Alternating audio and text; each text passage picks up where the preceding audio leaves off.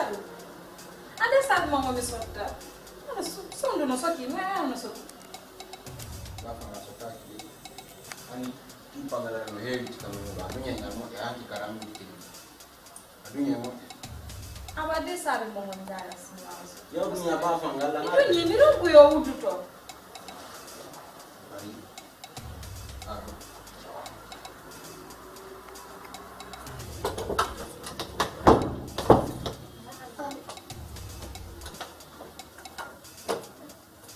Ya.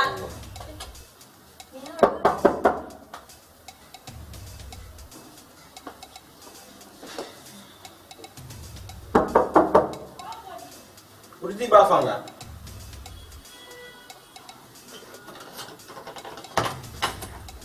Kok nggak mau kerja sama gak soko bapak? Nasi aku sama rumah ini. Ono nabi langga. Tak bukuwala. Ini arti ko siyambrang di Sudan. Danan ni, dia zai mi dan. Tuon won alang ifindi nang. Kado ko siyambrang bon. Udah.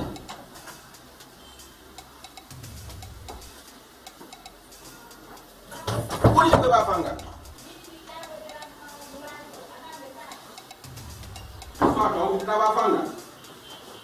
Fatu.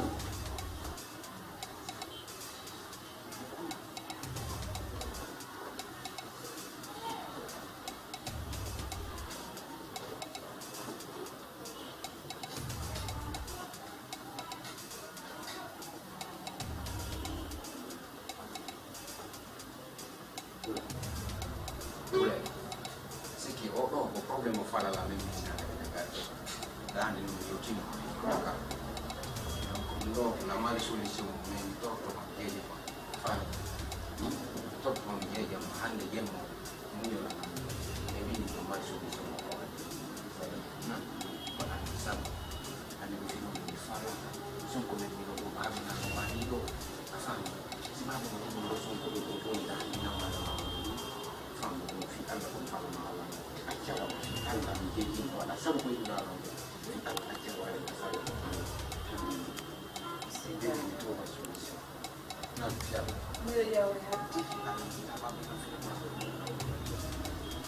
dia belum yang ini. Itu dia buat aku syamrangan dekat. Nane. Tapi nana pas kira lu hati ku yang dek paham tu, dia paham ku syamran ku mahal tu. Nama solusi ini untuk Allah berfirman kepada yang fala que é fuso, o agua se fuso para ali, fica lá. Ninguém pode mostrar. Não. Condição. Viu? Sabu apa be mamawai ko. Sina masabte. Pata kiti. Sabu sina ko Allah. Me ko hande go tanta na ko sudo. Lai.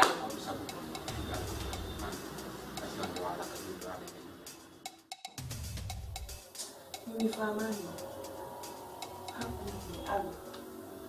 Ni the beautiful in the God the engulu. The beautiful in hande. Mi ali hari ha hande. Mi nana ali hari ha hande. Ko na wondiri engulu. On susa tare ube mobe. Ono gore ube mobe diri zata kander ganne mo. Safi mi joɗi ke ɗo mimi ɗo woni koye feerejo kono mi joɗi ke ɗo komi remanki o on susata rewɓe mum fi hon ɗum wa'an ɗo yiɗo a cirini fewno ɗon komin haalama mi susta rewɓe am miɗo suti komin haalama mi sustaɓe komin haalama ka yiyam wondima waɗaɗo mi susta rewɓe am o wowla naala men yiɗi mi haalante hunde surtout o de ɓengu mo ngaran on susatamo mi haalante hunde o wotere andi bani adama so wulata yo hersu min mi hersay min ko gacce mi huli baaɓe gandu ka nder suudu ɗo mi yiɗa ukkodirgol ɗo e goɗɗo e mum min e makko men sonka mami waɗa guere ta baaɓe gandu ɗo ta ko ɗum ɓeytanama ha maɓɓe men Allah danduɓe yande ɗon tension ɓe faato wona ko min mi sabama Eko. Fiilu wadi ha bola. Ko fiilu wadi. Piji bono wadi do mi munyo mi fanka mi wa wasinirena. Mami jasi nkino yeso mako. Wada ko fala. No fu mi da sonka yeso ma. Ido ngandi kon stawno hara do zero no avanke babe mo ngarde. Ko babe mo ngardo na wada tano. Hara do zero no avanke be arde do. Ndo wada tano. Koko wo wa de avanke be arde. Min ko ni mi tawri bayni mi yardo ko ni ase mi ranka. Me min ko ni mi tawri do. Mais c'est un message nani. Unani fi. Avande be won arama martu do hari ko ni wadi hakko ni mata. Ko ni we. Ko hari ko ni wadi. Parce que min déjà on ko arti ko bay hari mi ala da ma jotto ta no ko. Ko tawno modo wata no yattude. No way mo yattude ko dum babe ngan halan mo. Min ko mi andi ko fop. Mi rewe te mi fu kala ngal mi andi no rewe mi rewe. Mi hara son kali yeso babe. Si babe ngan no woni on so wante be sentike mi nyawnda e ngo fu. Akoko ndaide do ona faiblesse. C'est que on a jasere quoi. Si babe ngan sentike mi nyawnda e ngo fu. So mi no mano na ko halna lan c'est bon. Mi no fu no ka hawale ko ko da hade do. Me jodo hedo da hanyande no wadi sa. An safe mi huti kema. Mingan sifat ipi kita wawlana. Ang depo imina na walo wasina a depo. Ni arne. Min hara ko min nung kay min fusala ko wawlana la sina nuti kema. Sabu hondu. Ko sabu hondu depo imini tana e danki ma sabu hondu. Min ko na sabu depo. Ko sabu hondu. Min ko akirende ko sabu ba. Sabu babe makko. Kanko ono musafi mo wada sabu babe makko no do. Himo wada sabu babe makko no do. Kanko yesa mo be mi do yesa de. Do yesa ma ko wadi debbo mi mawani. Safi mi huti kema. Min hara ko minnu. Ayo, minani no inde ma ko avante mi yarde. Lata, hesita ora indi ko ko bu. Safi no. Ajayo oi. Kufri ni pombo. Na hano yehino na wati. Watika. Ado yehino. Amo kusi wade numi wona. Mi wona. Andi gani ko sabu wade do. Sabu. Mo sabu mi ala. Awa miari. Bukan ko sustala na susila. Kongo do. Mi indi awa mi miari siko anka ho. Min siko anka ho. Min. Yesa sa mi. Min na ko min kedo danki. Ko hapana deuga. Alko modi mu mandago. Ko do wadi ko kan. Yang ada woni garage belli e si aku da ko modi an. Hari dan itu. Tayo mi ali haka modi ma gai ni ha. Awa jodo no jakkitalan. Mi yakkite. Jodo no jakkitalan fi Allah. Yalla. Tayo achire. Ida jodo ida mojo la hinne bare si diyal tew. Allah jido. Ni mo be no wali fi Allah tajirma. Bawo ma no way wa amluwal am da waylan sifade. Hina fakala wa botu. Ansila na ko sire de si daw na wa ba. Mi wonde bola. Mi boy wana ta. Min you be wana ta. Da anga ka jana na do. Jindo mindu ma yanda. Da nyama be ko tu. Sikkude men nanali indema. Amen nani indema ange fami ma foppo ko ono defpi ko tumbere suudu soppi gorko. Awa jallo soppe ta. Nanande. Mi ya me wa soppo. Ko burma ko ande. Ko burma ko ko bigeti ho. Awala. Ay wonni ma ko Kiti hore be ambe. ma ko bi def. Da ko suudu ma. Anke yalla mo ben do.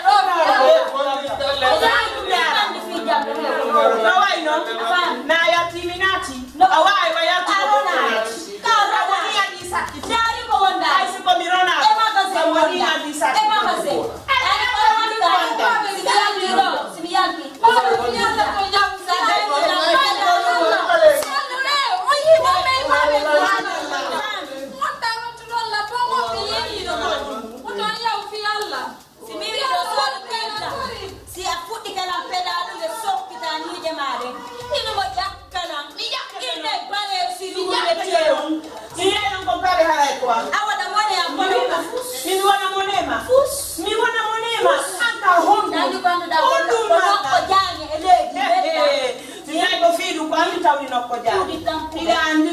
minga fusoɓe kaje minga wa ɗiɗi mottiraɓe jande darnino wawɗa awa ta dirga ɗon fiyam mi dira min yubbe jaare sana losu manga ene ni min de ɓurde mi haalanama honno ɓurduɗen hammiron ka walade ko dankiyam ono waloɗa mi sikki komo yawiɗa on mi wiɗa nani mi wiɗo sikki komo yawiɗa on maliɗa subhanallahi mi nami debbo e mintere fi kala koye bento mi woni nami ɓin ɗo mimotako ɗo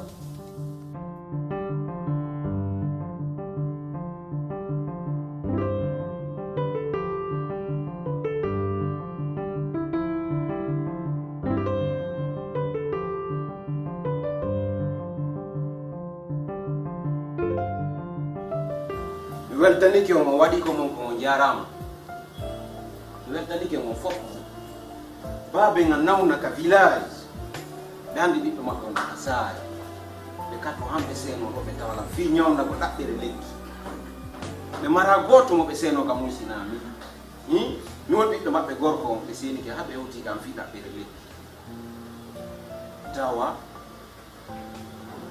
sabu sommon bon don on do tatu waɗay hambaɓe ngam hewtoto e harame wayno ɗiraɗo mi yaltami ɗo yeeyi golle mi artami ga baɓe ngam hewtoto jarama mais o mijitoto ko moƴƴa goto kala e mum hono ɗo fof alamo ala baaba goto kala mo no mijitti har ko baɓe mum nawno mo ari ɗo ko an ñawdan taw ko sifano baɓe ngam hoti ko mijittiray ɓe sentoray on mi wiyayno goto mo jogitanaki lambaɓe hay goto mo jogitanaki lambaɓe joni ko hommoye mo wawata wiide mi yiɗi darnami baɓe ngal seni keɗo on dantanaki lam on ɗum marɗum ko waɗano lam onon ko hannde on min ko ɓeɗo mi mari hannde moƴi dalan e ɓeɗo haray ko sela min ko ɓe mi mari hannde kala mo yurminan dalam meɗo donc min on haray on noon mi wata wiide on neɗɗo ɗon mo yiɗiɗa kala yiɗola ko yiɗiɗa e ɓen ɗo noon mi ñawnini piiji buyme ɗum ɗo mi ñawninta mi yoɓay ki sensé allah he weltani kew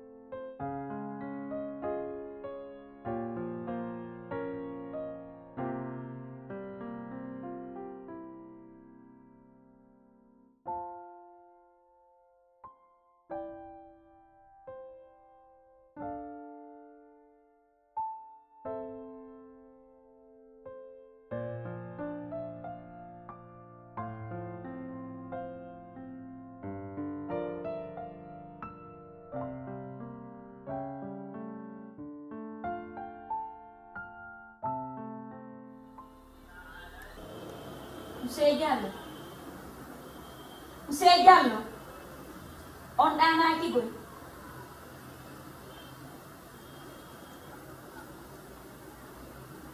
Monsieur Diallo ɗon nande go komi onon yalande ko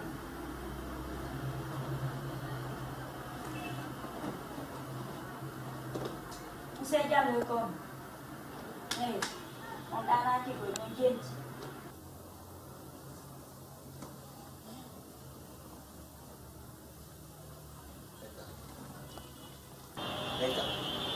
Si babe no ci serio ci babe non. Ani me ngati duma sambro mawo. Don nan ko mo nyawande ko. Mimi don jenti. Balde jelu. Depuis mi arti. Dono wata ko sambro. Guarda un pochino, come Min to ngala nan. Si on fala ka yo ko ti don mi woto wala nan. To ngata nan kan hande kadi. Parce que mami kay ko moko ba ko mo ba baka. Moko ba foto ma angaron kay sendande sinirabe mabbe mo be turu. Tura mo yere. Mo foto.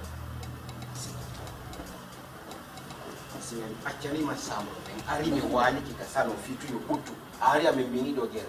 Wallahi si awo ido hawo fini. Mi ini ko turu ango. Afa bisa ko dala. Misa ko tako mini ko turu ango mi yare ni. Ko dun ko mi hala ni ko dun mi hala. Turu ango mi yare. E yaay ko suudu. May. Imme may. Imme.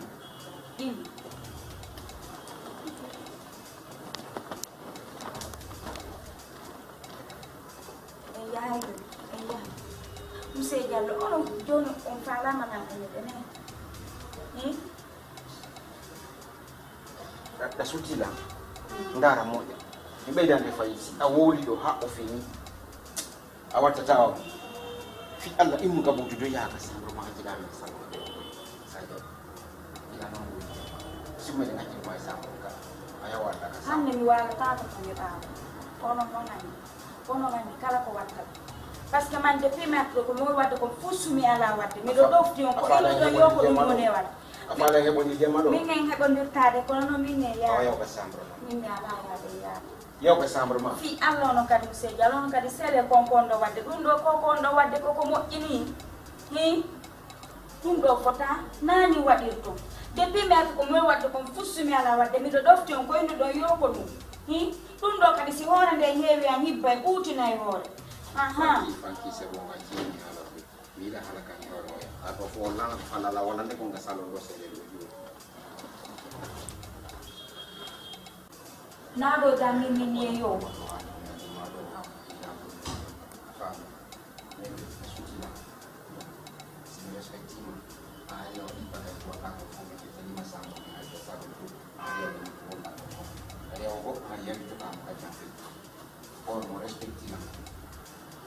Mimi mwana ni nafi kule wala nuka mara kasi kule wala mane wala majabu ndio wale ni kwa mala ujemani wale ndio mfano alibimu yoka family ya wala yoka hajuma habibio wale ni solution wale ndio basi tenge ba solution ndio yo wala ndio yoka